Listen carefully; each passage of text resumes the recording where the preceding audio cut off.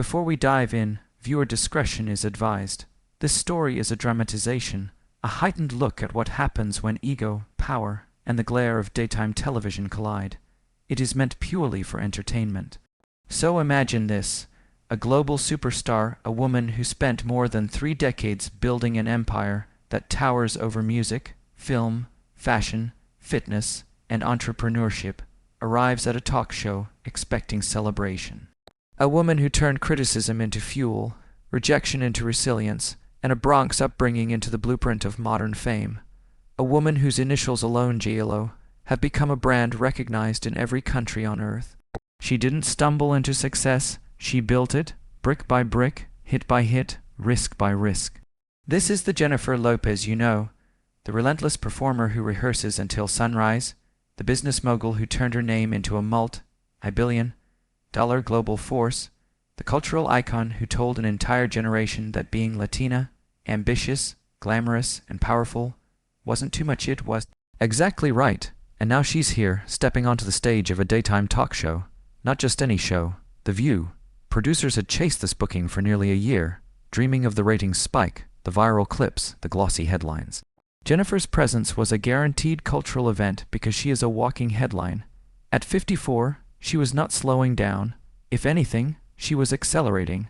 A new album topping charts, a beauty line redefining industry standards, a production company developing films and series across major platforms, and a freshly announced Lifetime Achievement honor, one recognizing not only creative brilliance, but the entrepreneurial genius behind it. Her team had laid out the boundaries with precision. The interview would highlight her current creative projects, her global business empire, her cultural impact, her upcoming plans and innovations, because that was the story. That was the truth of who she was in this moment, an icon at the peak of her power. The producers nodded eagerly, promising that everything would honor her achievements. Standard procedure when you are interviewing someone whose time is worth more per hour than most people see in a month. Jennifer breezed into the studio with grace, polished, prepared, grateful, a professional among professionals. But then there was Joy Behar, a host who had made a career out of pushing buttons and sometimes pushing too far. A comedian who believed her greatest skill was telling it like it is. Someone who, on this fictional day, was less interested in celebrating success and more fascinated by poking at the cracks she hoped still existed. In morning meetings again, in this dramatized storyline, Joy had reportedly waved away the approved questions and rolled her eyes. We're really supposed to sit and celebrate her accomplishments. She's been married how many times? People say she's difficult to work with.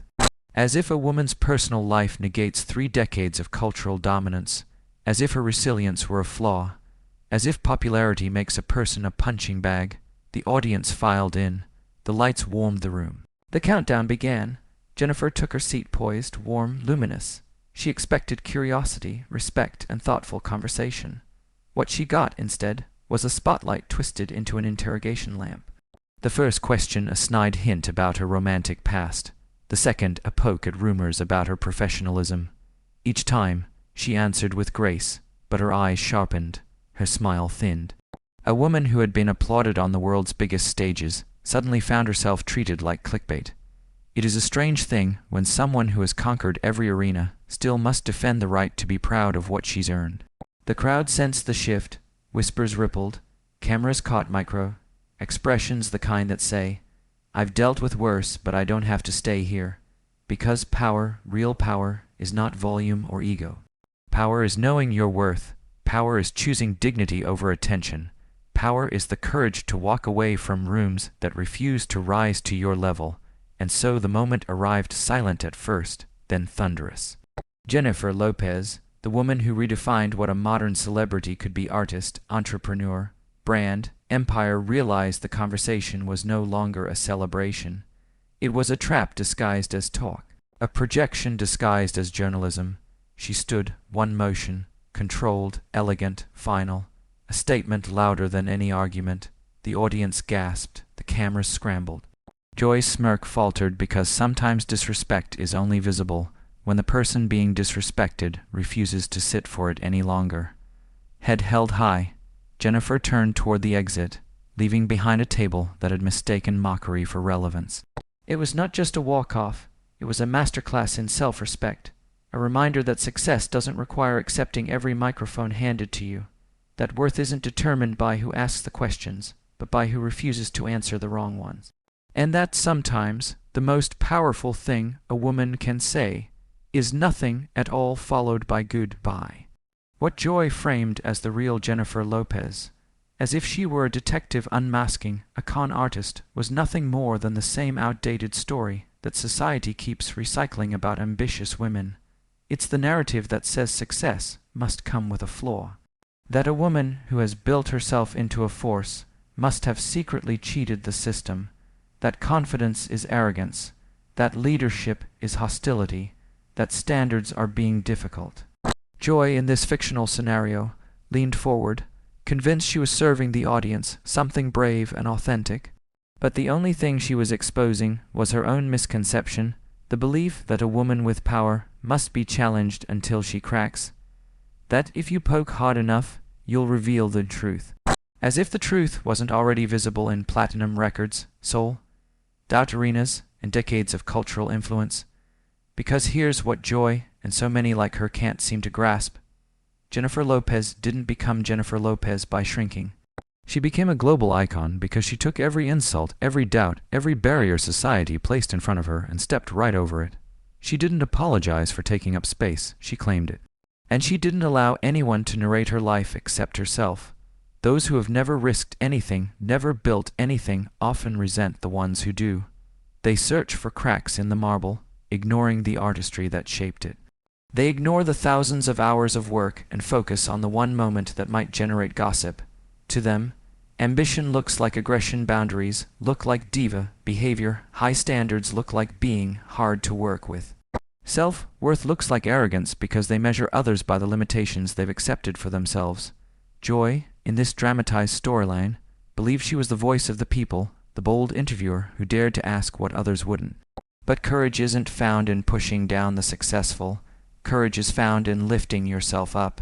Instead of interviewing a cultural titan, she was performing for an audience thirsty for conflict. She wasn't uncovering truth, she was reenacting a tired trope. Successful woman must be punished for succeeding. But Jennifer, she understood that game long ago. She knew the difference between accountability and attack, between curiosity and condescension, between conversation and ambush. She also knew that allowing disrespect teaches people how to treat you. And on that stage, under those lights, Jennifer Lopez, the woman who fought her way past every stereotype, every barrier, every you can't, recognized that the interview wasn't a celebration of her present. It was a desperate attempt to drag her back into a narrative she'd already outgrown. She didn't raise her voice. She didn't lash out. She didn't give them the meltdown they wanted. She simply realized she didn't need to be there anymore. Because a queen doesn't argue when someone tries to pull her off her throne, she just leaves them sitting in the emptiness of their own insecurity. Joy's questions, each framed like a revelation, were nothing more than proof that jealousy is louder than praise, especially when aimed at a woman who refuses to apologize for winning. The audience watched, breathless, as the tension thickened. Cameras captured that exact moment. The kind people will slow down later, frame by frame, searching her expression for clues. Was she angry? Was she hurt? Was she tired? She was none of the above. She was done.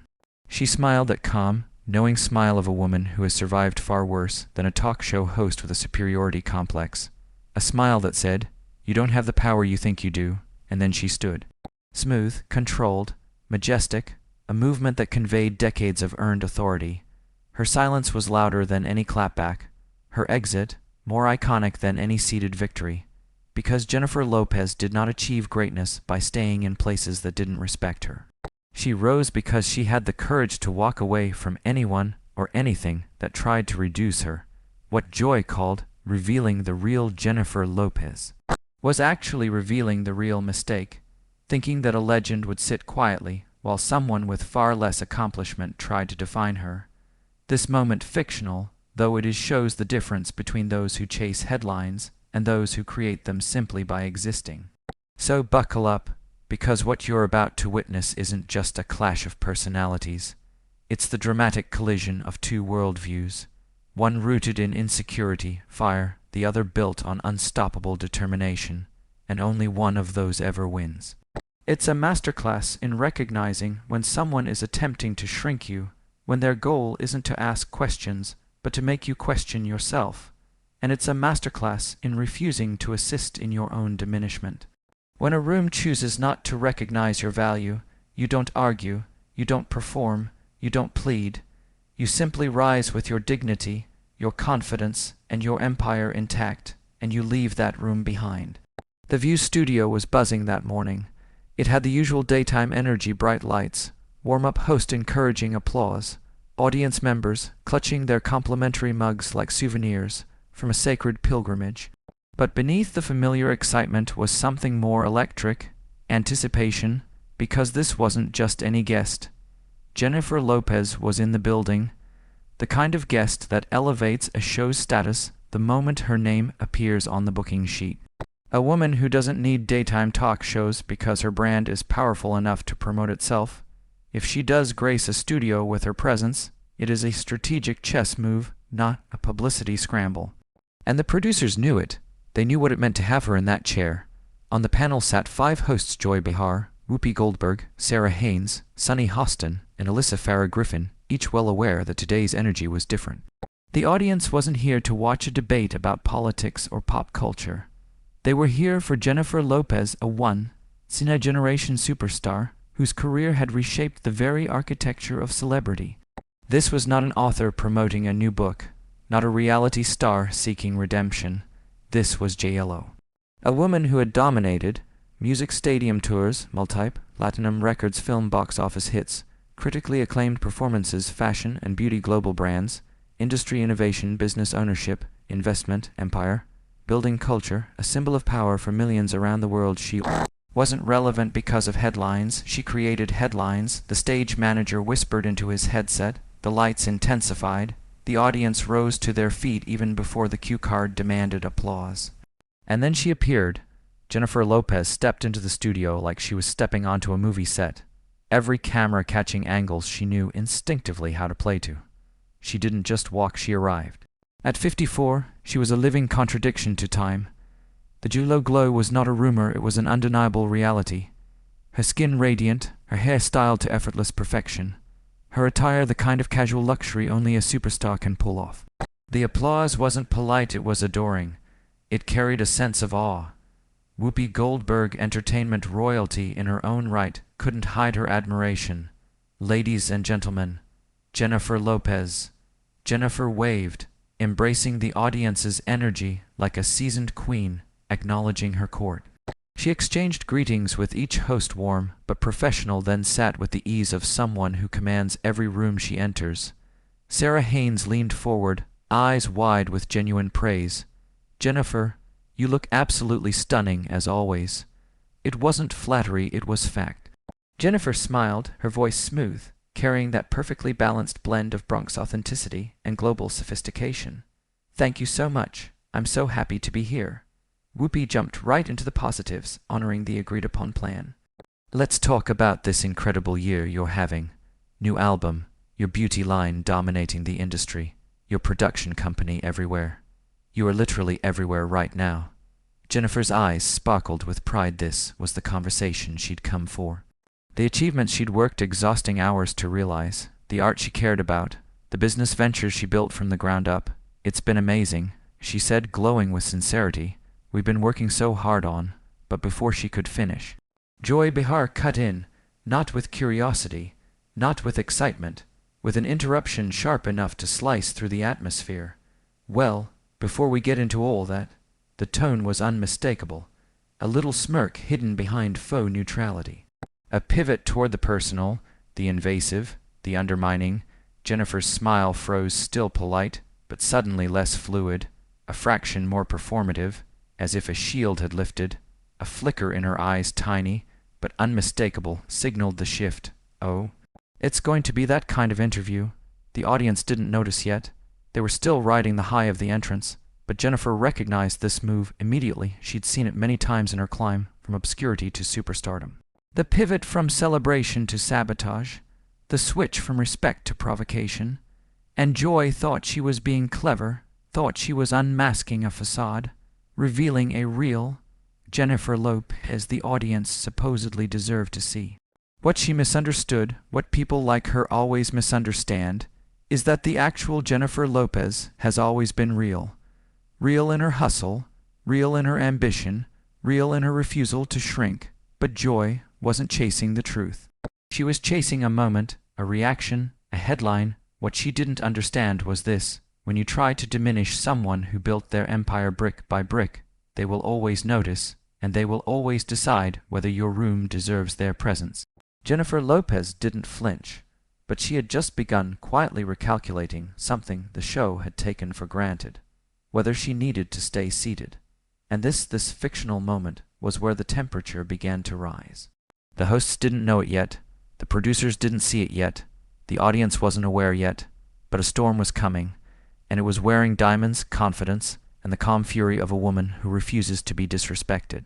One word: calm, controlled, precise. Yet the moment it left Jennifer Lopez's lips, the entire studio went silent. It wasn't loud, it wasn't emotional, it wasn't dramatic in the performative sense. It was authority. The kind that comes from a lifetime of being underestimated and winning anyway. The audience stopped clapping. The hosts froze mid-breath. Even the cameras, still rolling, somehow felt as though they'd paused. Joy blinked, momentarily stunned that the woman she'd hoped to corner had just taken command of the room with a single syllable. Jennifer leaned forward slightly, posture immaculate, gaze steady. The warmth that had charmed millions on stages around the world had shifted into something sharper, the steel beneath the sparkle. "I didn't come here to have my personal life weaponized for entertainment," she said, her voice low but firm. Joy attempted a smile the kind people wear when they're used to being the one in control, but it didn't reach her eyes. She was suddenly aware that the narrative she thought she could control was slipping through her fingers. "Come on," she laughed awkwardly. "People are just curious. It's part of the job, isn't it? You put yourself out there," Jennifer interrupted again, this time not with a word, but with silence, a silence heavy enough to make Joy shut her mouth without being told. Sunny Hostin shifted in her chair, eyes flicking nervously between Joy and Jennifer. Sarah Haynes looked like she wanted to melt under the table. Alyssa Farah Griffin stared down at her note cards as if prayers were written on them. Whoopi Goldberg, who had seen the danger coming from the moment Joy first opened her mouth, simply leaned back, arms crossed, waiting. Jennifer exhaled once, a slow, grounded breath, a reset, a reclaiming of energy.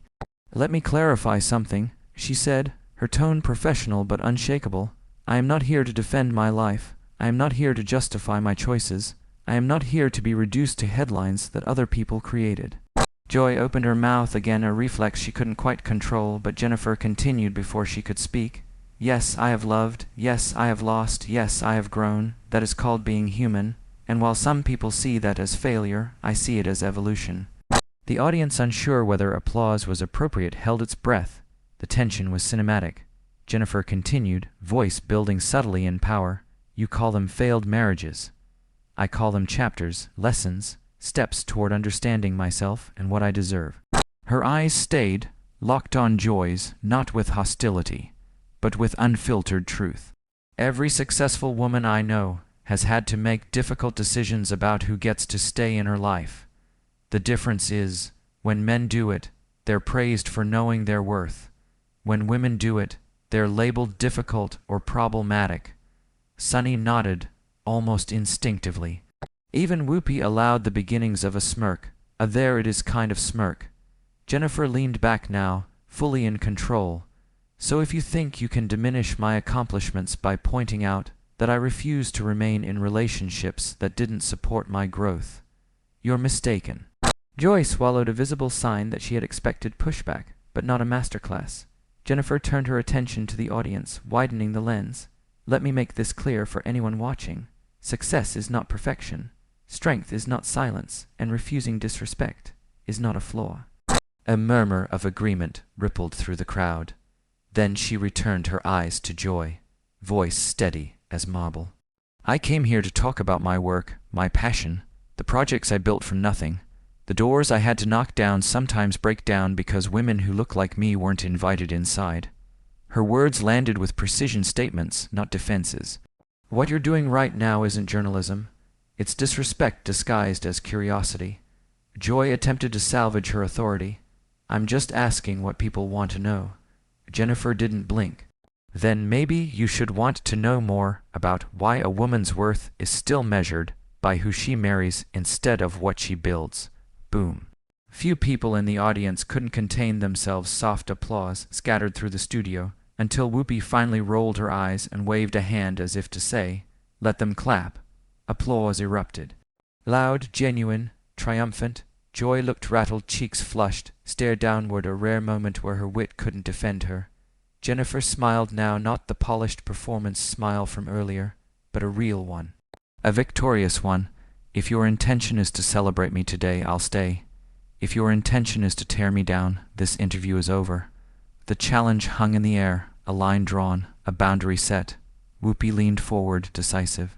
"Let's talk about the new album," she said, rescuing the moment and redirecting the show back to where it should have been all along. The audience cheered again, louder this time, the room now firmly on Jennifer's side.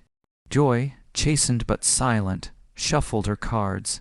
She'd been outmatched not by aggression, but by grace sharpened into power. Jennifer sat taller. The cameras loved her again. The energy returned to admiration rather than tension.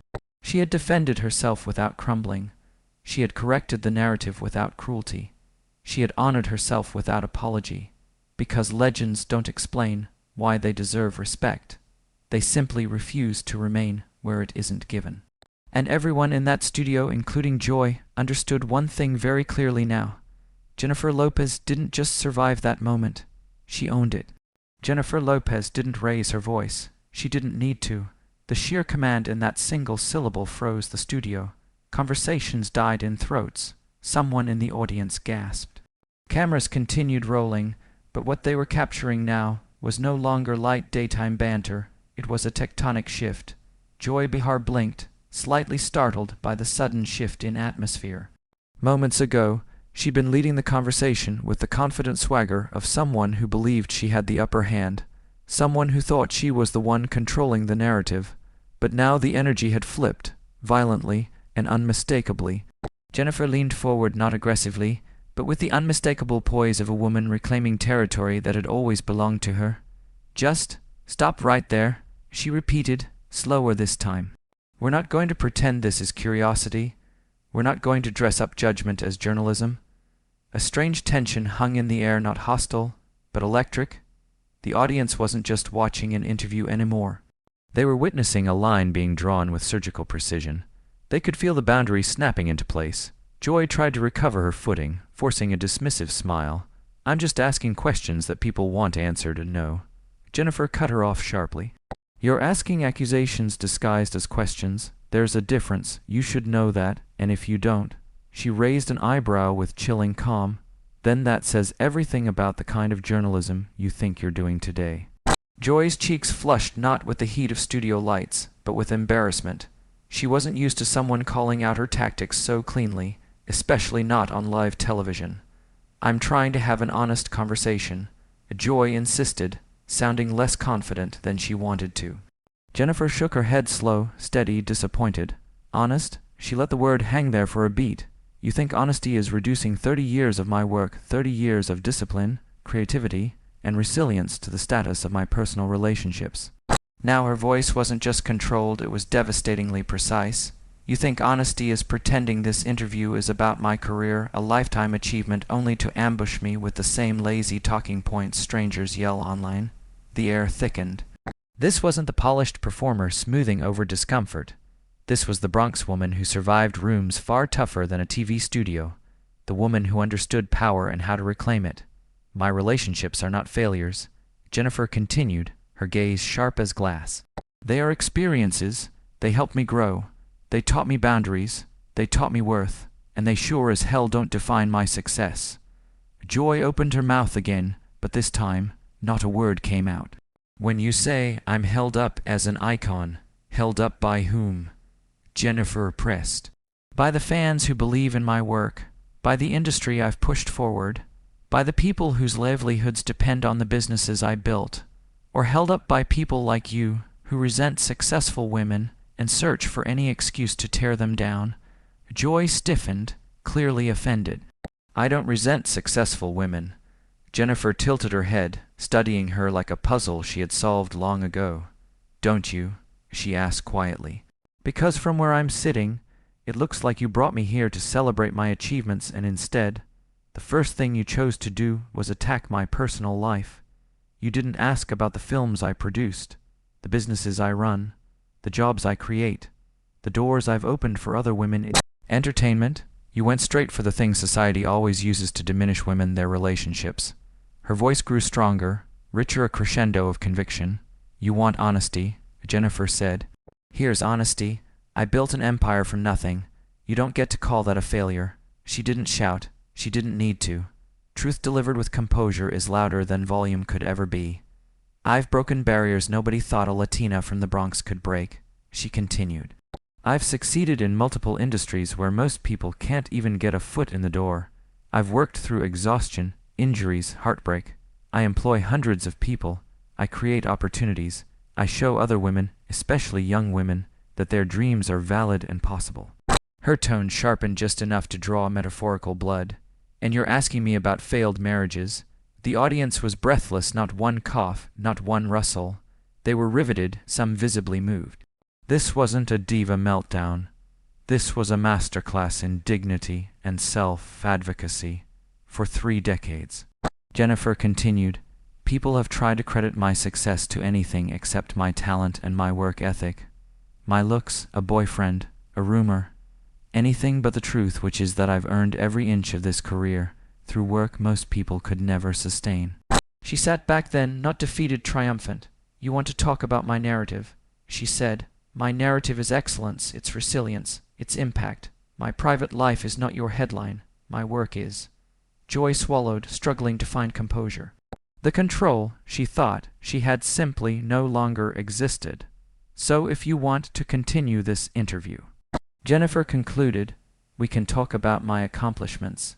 We can talk about the music, the films, the businesses, the cultural shifts. But if you want to drag me down with insinuations and misogyny wrapped in faux concern. She paused, eyes locked. Unblinking, you will be doing it without me. Silence, then slowly, almost cautiously applause. First a few scattered claps, then a surge. The audience rose, responding not to spectacle, but to strength, to clarity, to a woman who refused to let her worth be redefined. Jennifer didn't bask in the applause. She simply held Joy's gaze until the message was unmistakable.